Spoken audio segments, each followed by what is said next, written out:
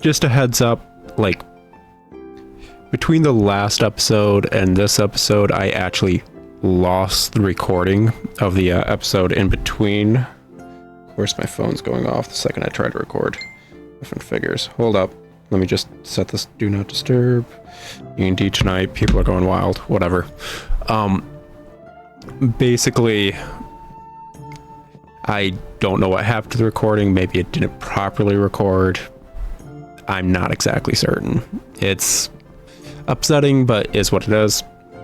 And after rewatching the last episode, as well as like watching the episode that this is getting edited into, I honestly have zero clue what I talked about during it.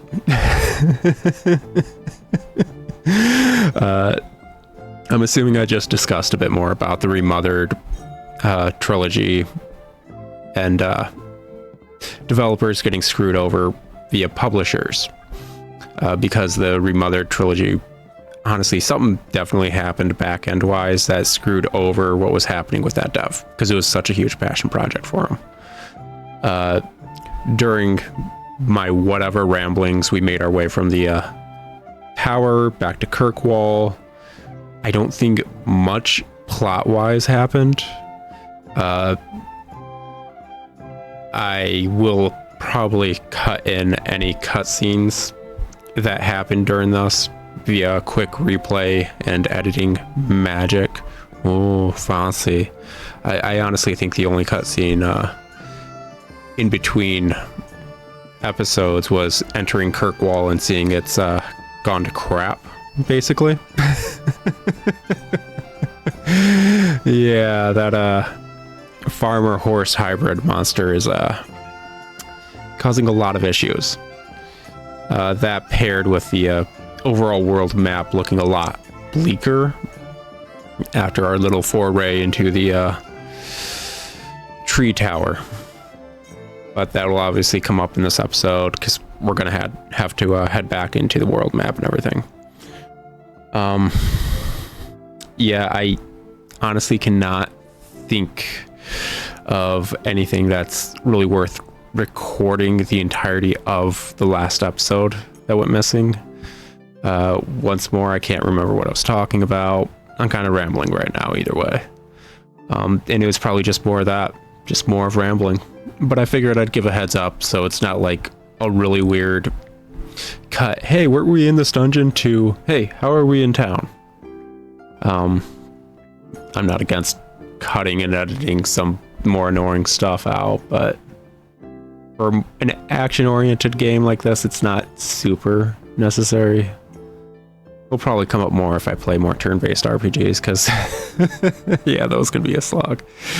Anyways, guys, I figured I'd let you all know. I'll pop this in at the start of the this episode that's being attached to, I guess. Whatever. I'll talk to you guys later, which will probably be right about now, and not going to do the usual sign-off. Just get ready for another howdy ho here in a second, I guess. Whatever. Bye. Life had changed quite dramatically in the town since his last visit. It was as if the gates of hell had been opened, leaving the bard to find the man who might hold the key to shutting them once again.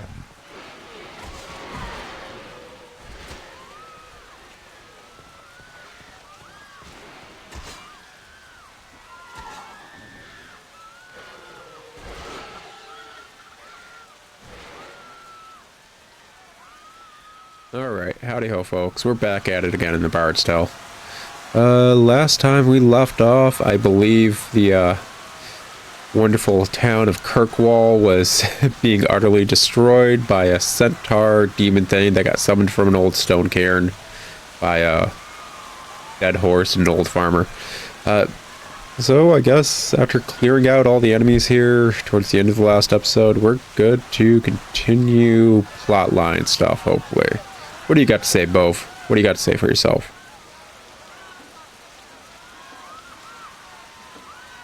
Bove, what the hell happened here? Some idiot spilled the blood of an animal in the ring of the Nucklevy! With the ring desecrated, The Nuckleby has risen to spread death and destruction! Idiot might be a bit strong. Not strong enough if you ask me. We'll agree to disagree on that one. I don't think you understand! The Nuckleby is the harbinger of doom! That lack wit has doomed us all! We must leave town immediately if we hope to survive! Exactly what I was thinking. Calais said something about a mountain pass leading to the tower. Ah, the pass.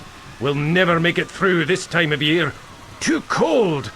We might try going through the old Viking tombs under the mountains.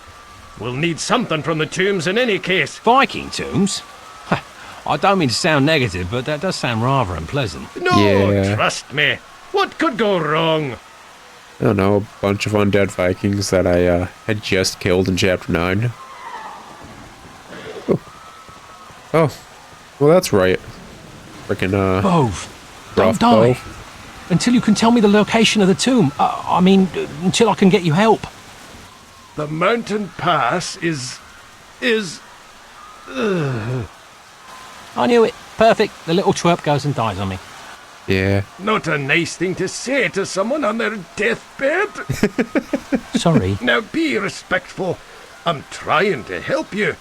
I only have so much life left in me to get out so many words. Well, stop So saying I that don't then. think I'm asking too much. Don't you agree? I'm sure most people would. Glad you understand. Now, the mountain pass is... Oh, Oh, okay. That was a little dramatic. wait! I'm not done yet. Come closer.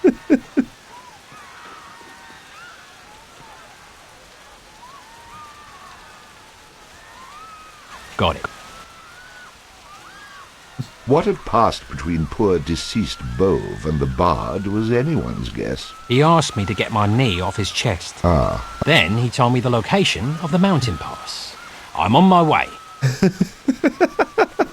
So, are you dead? Almost. Okay, good luck with that. the bard headed to the mountain pass, leaving Bove to die a slow, painful death. Who's gonna notice one less Bove? Yeah, to be fair, there's a lot of them. Oh, I don't know if I'm allowed to fight that dude as a boss or anything. You'd think. You'd really think. I mean, he's just kind of around, but... Yeah, I've not seen him anywhere on the little mini-map or anything. Just a bunch of people running around Kirkwall like it's the end of days. Which it probably is. I mean, it's dark in the game too, so that must be mean it's the end of days. It's nighttime. Alright. Well, one more city destroyed. Bard, you have a wonderful record for that. Surprised Houghton isn't destroyed. Sure, let's go check Houghton. Oh gosh, these things are faster than me walking. That's gonna be annoying. Oh. So, I think last time I spent the episode probably talking about, what was it? Passion projects of like Remothered and Stalker-based horror games and yada yada, probably some other things that aren't the most important, but some people care about. Oh. I don't know if I had any other bits and bobs that I was intending to talk about there, to be honest. I think I got the whole process coming out. around here, and pretty soon I'll let you stay. Permanent. Now be off with you. Yeah. I want to check in on the old Widow McGrary. See how she's doing. Any more rats? I don't know why I'm coming over here. Obviously, I need to go north. I don't think this game's going to be one of the ones with, like...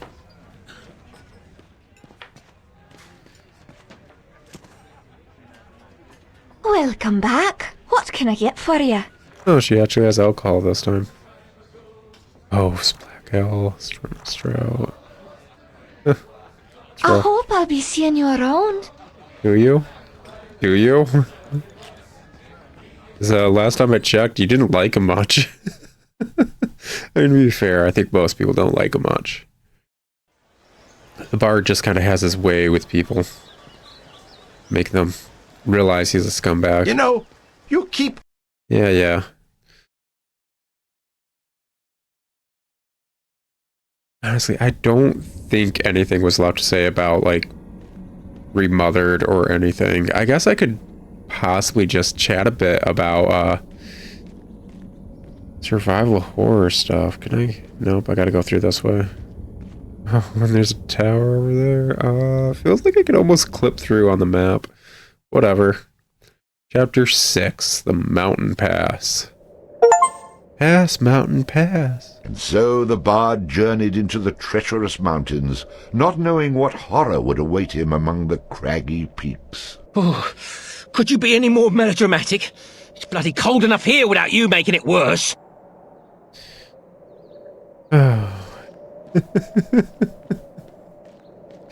But, yeah, my, best friend growing up was super obsessed with the survival horror genre, which, means I just learned it by proxy. How many things do I know via proxy and osmosis? My GF is, like, super into, like, some seasons of JoJo. Yeah, I know more about JoJo because I had that one friend on social media back in the day that was super obsessed. This must be the entrance to those tombs that dear deceased Bove mentioned. Talk about a chilly reception. Won't be getting through there anytime soon. Oh, what wonderful use of the camera. Just tilting and panning. That's nice. Why is this the only time it's ever done that? Oh, what's up, man? Welcome to me humble camp, good sir. Could I interest you in a sword? This particular sword was once used by the great hero Peridor to... Stop, hold on. You don't appear to be freezing your arse off in this cold. What's your secret? Ah, you are an observant man, I see. This brew allows me and me arse to ignore the effects of any cold. Well, my warm-ass friend, let us share a drink and a new friendship. But would you be my friend if I didn't have something you very much needed? No, you wouldn't. I see you're a man who thinks ahead. I bow before your wisdom and hope you share your warm brew with a fellow traveller in need. Very well. You seem to be a kind enough soul. You're a fool if you Please think take that. a generous swig of me magical brew on the house.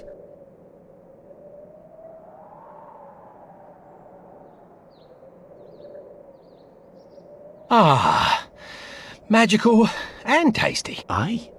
And let us not forget, potentially deadly. That may be something you'll want to put on a warning label. I be gower, and you've fallen right into me trap. Now let's discuss the true price of that brew. Oh, the old fake peddler trick. Me mother always warned me to be careful who I drink with. Or is it whom? Now that you've drunk from me jug, ye undergeesh, unless this curse is broken, ye will remain a prisoner of this mountain wasteland for eternity. As long as my arse is warm. In the mountains lies the sword Cascare, a sword fated to be me doom. You will fetch me this sword, and only then will this curse be lifted to set you free. In layman's terms, give it to me, or die in this mountain. For once, to everyone's amazement and approval, the bard was speechless. It's gonna be one of those tales, isn't it? Looks like we're starting one of those prophecy tales sort of deals. You know how it usually goes. Person hears prophecy. Prophecy scares person. They act in a way to try and stop prophecy, which makes prophecy true. Yeah, we're gonna hand this sword to this dude, and he's gonna freaking trip and fall on it and kill himself. I bet you anything. Oh well. Like the bird said, as long as we're not freezing our arse off here while we're doing it, it's probably fine. And again, with all these wolf pelts, why didn't you just wear those? Oh, right, he's stupid. That and tanning takes a long time. I mean, we got the whole wolf here. We could just smash up their brains, get a nice tanning fluid. Dude, yeah, that's a thing. I don't know if it's the most common way to tan hide, but yeah, you can use the animal's brain that you just got the hide from to make tanning fluid. Oh, how delightfully morbid. Don't know why I didn't get a dog sooner. Seriously, love it. Good boy. Pop a save, always pop a save, rotate saves. This game doesn't take up much memory even with all these saves. Oh, is that just... Oh, it's a Viking longship to send him off to heaven. Well, not heaven, but yeah. I wonder if I'm going to knock that down later. Because that looks very precarious where it's at. Oh, well. Oh, let's try to get back on topic, because I always get sidetracked with game nonsense. Yeah, I think I know more about JoJo than my GF simply through osmosis from that one friend I knew on social media. Painful. You guys, if you get old enough, you probably have, like, that one friend that's just their entire life is subject matter. And, like, the longer you've had them in your life, the more you know about subject matter. Does it hurt? And, yeah. Their obsession was, JoJo. Before JoJo had even had, like, an anime or come to the States. I mean, yeah, the OVA from the 80s of, like, was it season 3 or whatever had come out? Are we just gonna talk about JoJo today? You know what? It's a conversation topic. Let's do that. I was gonna talk about survival horror. We'll do that later. Today is JoJo Day. And yes, that's a reference.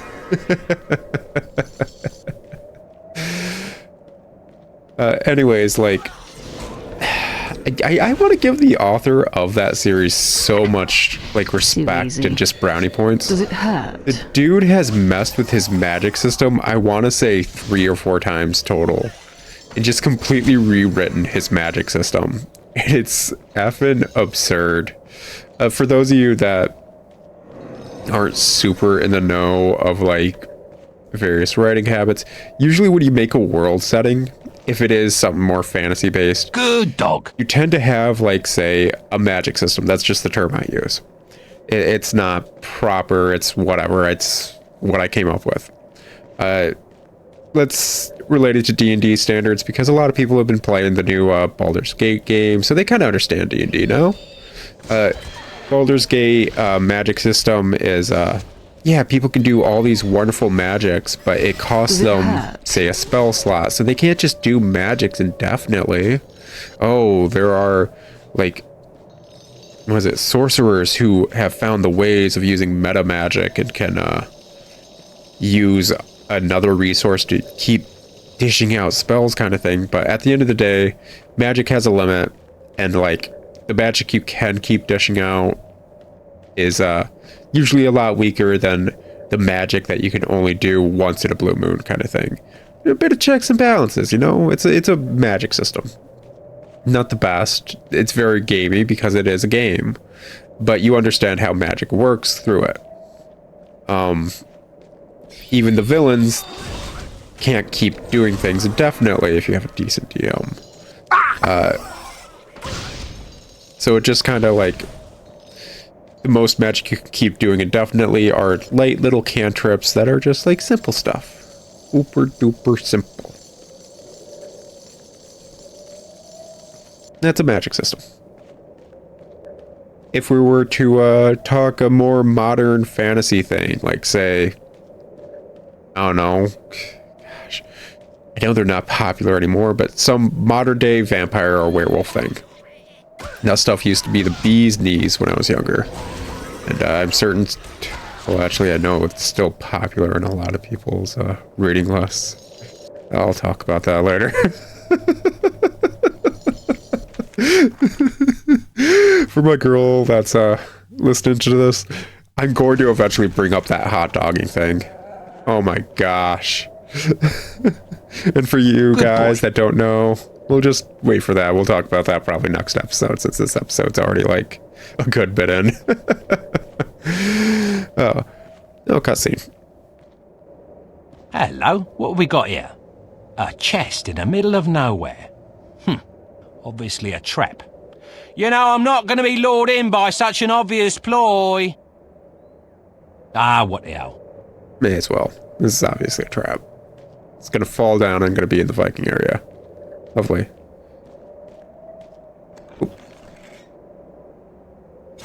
Ooh. Worth it. Oh, you all didn't have to stand up over here, too. All too easy. Damn, I fall for that every time. I knew it was a trap.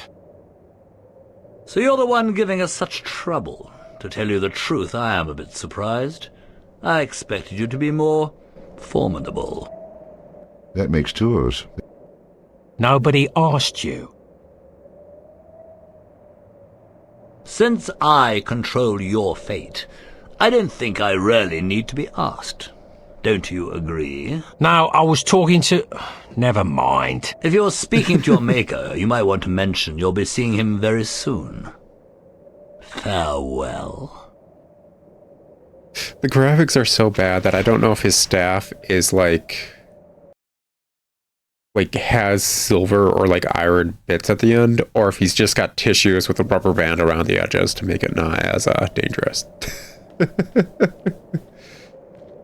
Okay. Why do you even put a tune in there? It's like, you didn't need to make it worthwhile for me. It's very nice of him, actually. Aw, I don't get no money. Oh, wait, it actually did land up there. Okay. Oh, these dudes look like freaking Elder Scrolls Sea Drake. Too easy. Or Drow? Whatever. That word's always impossible to pronounce because I never know what the heck it is. Anyways, talking about magic systems or whatever. Let's say in a more modern day setting with werewolves or vampires, where werewolves may be able to only shift on the full moon, and that's their magic system. Maybe a vampire has a lot of ties to the predecessor vampire that made him, and always has to listen to what they say, kind of thing. That's part of a magic system. Checks and balances, whatever. The only superpowers in that setting would be, say, oh, I don't know, the vampires and the werewolves themselves. Then we get to JoJo, and it's like, it starts off as just like a Monte, or what is it called? Count of Monte Cristo kind of story. Like just a freaking like end of the Victorian era, start of the I want to say getting close to the industrial era kind of thing. Late 1800s, basically 19th century kind of story, and it's like, yeah, this is just very like arguably well written and done, but like just a rivalry kind of thing going on. Why are there so many like treasures specifically about Houghton? Like, I've gotten land deeds and snow globes about Houghton. It's like, why? For what reason do I own so many Houghton memorabilia?